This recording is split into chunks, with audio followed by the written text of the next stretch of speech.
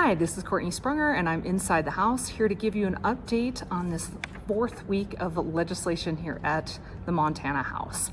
So the first thing is the state pay plan. That's House Bill 13. It passed out today. Last week there was discussion on the floor about whether or not the state pay plan should also include a large increase for state legislators in their pay. I voted for an amendment to reduce the increases for state legislators while maintaining an increase for our state employees.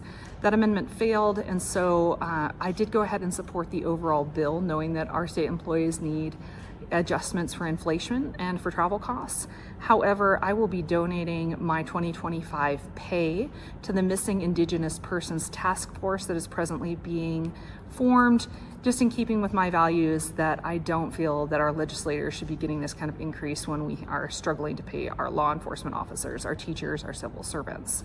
So that is first up. That has crossed through the House and will be off to the Senate. Second is Bobby's Law. That's being carried by Representative Braxton Mitchell. And this bill will afford that if somebody is twice the legal limit for blood alcohol content and they cause a fatal accident, they would receive a felony charge. And this is important because the young man who is the inspiration for Bobby's Law, for instance, was struck in a crosswalk up by the Blue Moon, and the person who killed him only received a misdemeanor through loopholes of the law. I think it is no doubt that we need DUI reform. This bill is an important step in the right direction. The third thing that some are going to be very interested in is the different resolutions moving through the House and Senate for something called the Convention of States. And the Convention of States, if you're familiar with that, generally revolves around putting some reins on the federal government around spending, around term limits, the kind of things that we are often very frustrated watching from a state level but have very little power to affect. Unfortunately, the Convention of States failed today in business of labor to pass out of committee. It's been tabled. And that bill, while still having potentially an opportunity to cross over, did not have strong support in House Business and Labor. That is something I personally supported, but we saw a connection of both Democrats and Republicans who voted against it for differing reasons. One of the biggest criticisms and concerns is, can we keep a convention of states from running away and amending the Constitution beyond what we would hope around term limits or budgetary requirements? The sponsor provided incredible rebuttals on that issue, but I believe there are still concerns around that issue. The next thing that would be of interest to most folks is the battle of the Medicaid bills.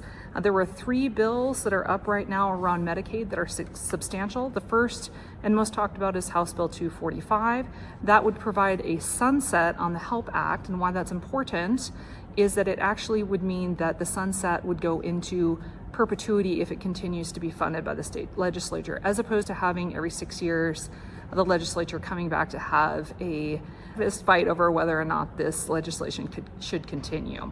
This is a big bill on the floor. I would encourage people to watch it. That's House Bill 245. The second is from Representative Mary Cafaro. Mary Cafaro is looking to also work on the HELP Act, but would be seeking to remove some of the things that a lot of Republicans are emphatic on, such as removing work requirements in order to receive Medicaid expansion services. The third comes to us from Senator Carl Glimm from Kyla, and that is Senate Bill 62. He's seeking to essentially slowly sunset the HELP Act over time. As people roll off the program, new people would not be admitted. And while that has an interesting concept to it, it's challenged as in that it would not allow us to qualify for any of the federal funds and essentially nullify the program.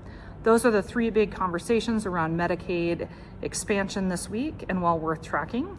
The last is what's a bill that I'm bringing this week. So I will be presenting in House Judiciary the Fatherhood Begins at Conception bill.